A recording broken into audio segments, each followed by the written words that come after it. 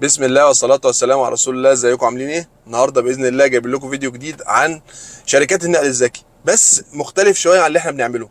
ايه الفرق بين شركات النقل الذكي في مصر وخارج مصر؟ وده في كذا بلد، يعني جاني اخبار من امريكا ومن روسيا ومن انجلترا. في بعض الحاجات كده مختلفة، كل بلد وليها نظام وليها سيستم، وفي حاجات غريبة عن البلد دي عن دي.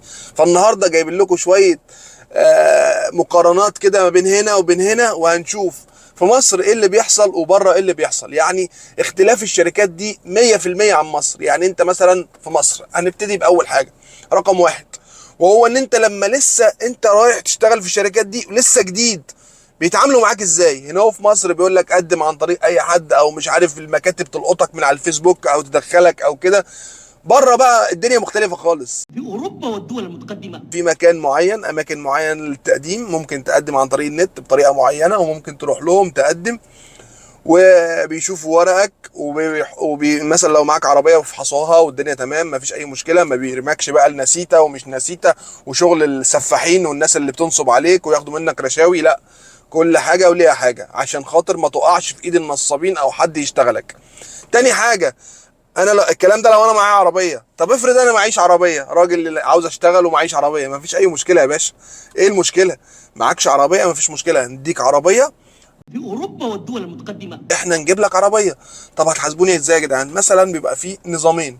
اول نظام بيقول لك ان انت مثلا هتاخد عربيه مننا، وشغلك النهارده اللي هتشتغله في الشغل في الشركه بتاعتنا، يعني المفروض تشتغل معانا، شغلك النهارده هيبقى 50% ليك و50% لينا. دي حاجه كويسه جدا، والناس اللي شغاله عارفه ان ده كويس جدا. هي اوبر اساسا في مصر بتاخد مننا 40 50%، واحنا اصحاب العربيات. تخيل بقى بره الشركات، وده بينطبق على كذا شركه، اوبر وكذا شركه تاني في روسيا وفي امريكا وكده. تخيل بقى هناك بياخد منه 50% وبيديله عربيه. عندنا احنا هنا هو بياخد منه 50% وهو ايه، واحنا اللي جايبين العربيه وطالع عين ابونا وكده، غيار ومصاريف وبهدله وقله ادب. فتخيل الفرق عامل ازاي دي. يعني لو مفيش فرق ما بيننا وما بين الشغل بره، الفرق ده يكفي ان هو بيجيب لك عربيه. طب انا دلوقتي مش عاوز اقسمه في اللي انا بجيبه، بيقدرها لك مثلا زي هنا في مصر. مثلا لما تيجي تاجر عربيه من واحد بيقول لك 300 جنيه في اليوم مثلا. فهو بيحسبها لك برضك بسعر معين في اليوم، وانت وظروفك او انت ورزقك. فتخيل ان انت هناك، هنا اهو الواحد لو معهوش عربيه ممكن يتذل عشان يجيب عربيه او يأجر عربيه. هناك بيقول لك مفيش مشكله، عاوز عربيه خد اتفضل عربيه. بس الفكره كلها في ايه برضك؟ هناك برضك مختلف شويه. احنا عندنا هنا اهو لو الشركه جابت عربيات للناس ممكن ما ترجعش تاني. يعني مثلا ده في ناس بيبقى عليها مديونيه في الابلكيشن ما بترجعهاش او ما بتدفعهاش. فتخيل هو لو واخد عربيه ممكن يروح يقطعها وخلاص يا عم غرف داهيه. برضك عندهم محافظات كبيره زي مثلا عندنا هنا اهو القاهره واسكندريه، وعندهم محافظات صغيره. دي الصغير فيه شغل قليل مش عارف ايه. يعني حد كان بيكلمني من امريكا بيقول لي مثلا الاقاليم الصغيره، بقول له يعني مثلا الكابتن بيعمل ايه، بيعمل كام في اليوم، حاجات زي كده. بيقول لي الاقاليم الصغيره او المحافظات الصغيره دي، بيقول لي هو مثلا بيعمل من 100 ل 120 دولار في اليوم. وده بالنسبه عندهم حاجه قليله او حاجه عاديه، لكن عندنا 120 دولار دي حاجه ضخمه جدا. يعني انت داخل في 4000 جنيه في اليوم. دي حاجه كويسه جدا جدا جدا. بيقول لي بقى لما يكون في حد عاوز يشتغل من الاقاليم دي، يروح الاماكن الكبيره او المحافظات الكبيره او الاقاليم الكبيره، هناك بيروحوا مخصوص عشان يشتغلوا. في ناس بتروح مخصوص عشان تشتغل اوبر. اقل مشوار هناك ب 20 دولار وب 25 دولار والكلام ده. فبالنسبه لهم حاجه كويسه جدا لما يعمل له مثلا 350 دولار في اليوم.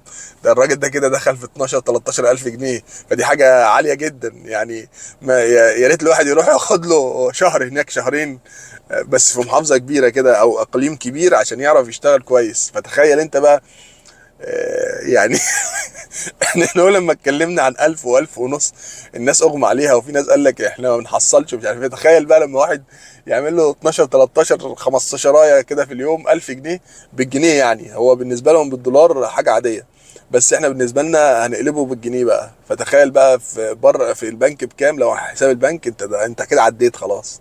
فربنا يوعدنا ونروح ناخد لنا اسبوعين ثلاثه هناك نعرف نشتغل. حتى احنا كده كده معناش عربيات، نبقى ناخد عربيه منهم وخلاص.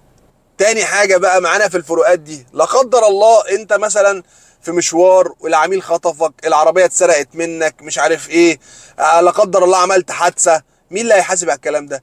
هو هناك مثلا بيبقى انت لو صاحب عربيه كده كده اجباري انت بتامن عليها، بيبقى في تامينات او حاجات زي كده خاصه العربيات الجديده. ده ما فيش مشكله فيه. لكن انت لا قدر الله حصل لك حادثه، حصل لك اي حاجه، الشركه هي اللي مطالبه بالكلام ده. يعني هنا هو عندنا في مصر الشركه بس تعرف ان انت عملت حادثه او عندك مشكله او اي حاجه، بلوك على طول، يطيرك، يخلع منك، اتمسكت، مش عارف واحد حصل له مشكله مع المرور كبيره، مش عارف ايه، ترك الابلكيشن يروح نطرك على طول، مديك بلوك، مطيرك في داهيه، يلا يلا غور في داهيه يا جدعان، انت انا ما اعرفكش. في أوروبا والدول المتقدمة. في تامين ولو الشركه قلبتك زي كده بترفع عليهم قضيه، مش عارف ايه الحاجات دي كلها. بالنسبه للتامين ليك والعميل، انت في الرحله متامن انت والعميل. انت عملت حاجه في العميل هياخد حقه، عمل فيك حاجه هتاخد حقك تالت ومتلت. فدي حاجه كويسه ان مساواه بيني وبين الناس دي كلها. والناس اللي بيكلموني دول عرب شغالين بقى في روسيا وفي امريكا وفي انجلترا. فالفكره كلها في ايه؟ ان انا باخد حقي والعميل بياخد حقه حتى لو انا مش ابن البلد. فكل بلد وليها نظام. يعني مثلا شركه اوبر اللي بنقول عليها اوبر دي في روسيا محطوطه تحت السلم في شركه اسمها ياندكس، واخداها حطها تحتها وملهاش اي حس. الشركات دي تبع الدوله. يعني احنا لما كنا بنطالب بالشركات المصريه ومش عارف ايه عشان يعني تحاول تعمل زي الشركات اللي بره. يعني اوبر في امريكا غير هنا خالص. فالفكره عشان دي بلدها وعشان خاطر الحكومه عامله رقابه عليها. في روسيا برضك نفس الكلام، ما عرفتش تنتشر اوبر وشركه خدتها وحطتها تحتها. زي مثلا شفت انت اوبر لما اشترت كريم وحطتها تحتها كده وصيف او حاجه درجه تانية، نفس الكلام. اوبر في روسيا محطوطه حاجه درجه تانية كده ملهاش اي لازمه في الدنيا، اسمها حتى الشركه خلوها ياندكس اوبر او اوبر ياندكس، حاجه زي كده. فالفكره كلها في ايه؟ ان الشركات دي شركات من روسيا، فهي بقت رقم واحد في روسيا. يعني مثلا شركه ياندكس اللي واخده اوبر في روسيا دي ما بتشغلش غير الروسيين بس، اللي هم معاهم باسبور روسي او من روسيا.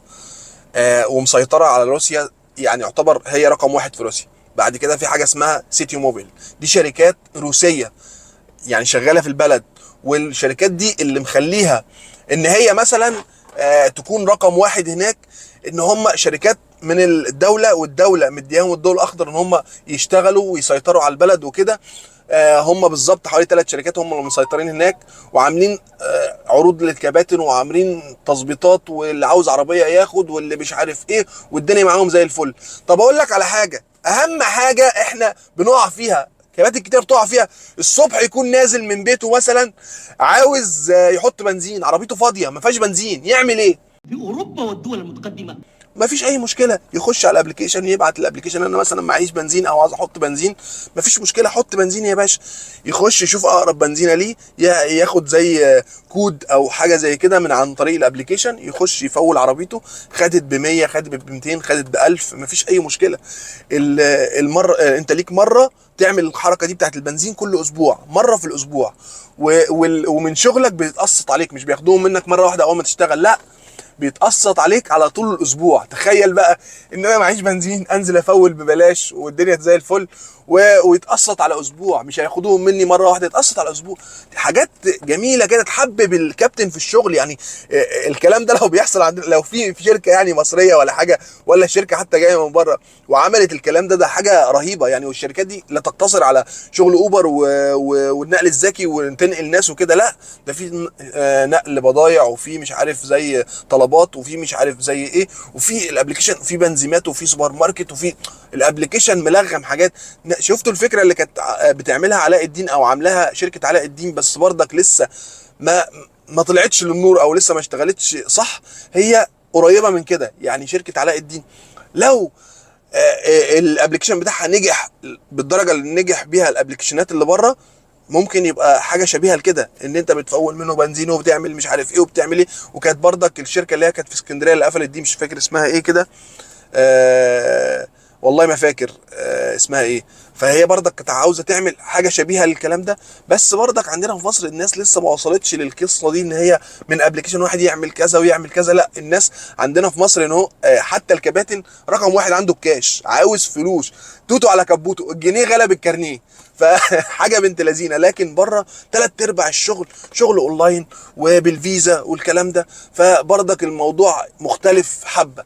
لكن برضك الشركات دي عامله شغل عالي جدا بره عشان تحبب الكابتن ان هو يشتغل. فتخيل اللي انا بقوله لك ده شويه حاجات بسيطه كده، عروض برضك للعميل، عروض للكابتن، حاجات كويسه جدا بتخلي الكابتن غصب عنه يشتغل. يعني مثلا شركه زي شركه دي اللي احنا هنا هو بنقول عليها شركه مش عارف ايه، في روسيا الشركه دي شغاله في ولايتين بس صغيرين قوي، اللي هو يعني برضك مش معروفه ليه، عشان شركه مش بنت البلد او مش من روسيا نفسها. شركه ان درايفر برضك اللي هي من روسيا نفسها، بس يعني عامله مشاكل حتى في روسيا، مش مشغلينها في بلد او بلدين صغيرين قوي كده، محافظتين صغيرين، يعني ايه في المحافظات والاقاليم الصغيره. لكن البلد نفسها او اللي هي موسكو نفسها مثلا، او في كم حاجه زي مثلا عندنا هنا اهو اكتر محافظتين شغالين مثلا في النقل الذكي القاهره واسكندريه، هم برضك عندهم اللي هي العاصمه ومحافظه تاني او اتنين تاني، هم دول رقم واحد، فمشغلين فيهم الشركات او مسيطرين فيهم الشركات الوطنيه اللي هي من البلد.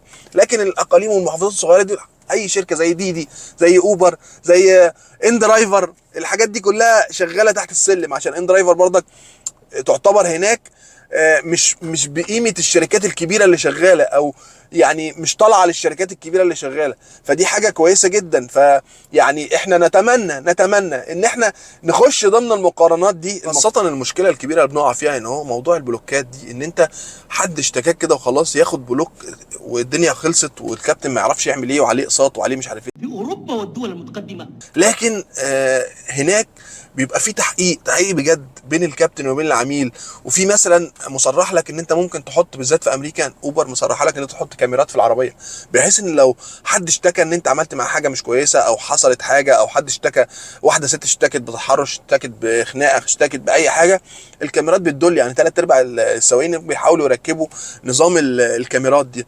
يعني مثلا دي حاجه هتبقى كويسه برضك. هي اوبر بتقول لك ان هي بتسجل الرحله، بس برضك موضوع الكاميرات ده امن كمان للكابتن وللعميل، ومحدش يكون بيتبلع التاني او بيبقى في حياديه في الموضوع. ده اشتكاني، لا طب ما هو الفيديو اهو، او انا الرحله اهي. برضك حد قال لي اللي هو بتاع روسيا ده، ان مثلا انت بتبقى شغال لسه كابتن جديد، ما بتعلقش اللوجو بتاع العربيه عليها، او في اعلانات بتنزل على اللي هي مثلا اللوجو بتاع الشركه ورقم الشركه وازاي تنزل الابلكيشن، كل الحاجات دي بيغطوا لك بيها العربيه كامله ما عدا الازاز بس. يعني انت بيبقى العربيه كلها متغطيه او مكسيه بلوجو الشركه، وطريقه تنزيل الابلكيشن وازاي تشتغل عليه، والحاجات دي كلها بيبقى مكتوبه على العربيه كلها.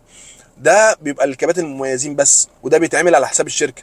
فدي حاجه كويسه ان انا ببقى شغال ومفيش بقى مرور يقرفني لا في مطار ولا مش عارف فين ولا الكلام ده. كل دي شركات مصرحه وقانونيه 100%. لكن عندنا هنا انت وحظك، في المطار ساعات يرخم عليك عشان الناس اللي بتخش تاخد رحلات من المطار، لا يقول لك ده في تاكسي وفي ليموزين تبع المطار، انت يا ابو بلاش هتيجي تخش كده وخلاص عشان شركتك برضك غير مقننه 100%. كلام فاضي، شغل اللي هو ضريبه القيمه المضافه 14%. في أوروبا والدول المتقدمة. لكن بره شغل ومفيش حد يقدر يتعارض معاك، ومفيش حد يقدر يكلمك حاجات من هذا القبيل. فانا بس حبيت اديك نبذه بسيطه. يعني انا ما قلتلكش كل حاجه، يعني ممكن ناس عندها معلومات اكتر مني كمان. انا جبت لك الحاجات البارزه او الحاجات اللي احنا بنقع فيها، اهم المشاكل واهم الحاجات والفروقات اللي بيننا وبين الناس اللي بره.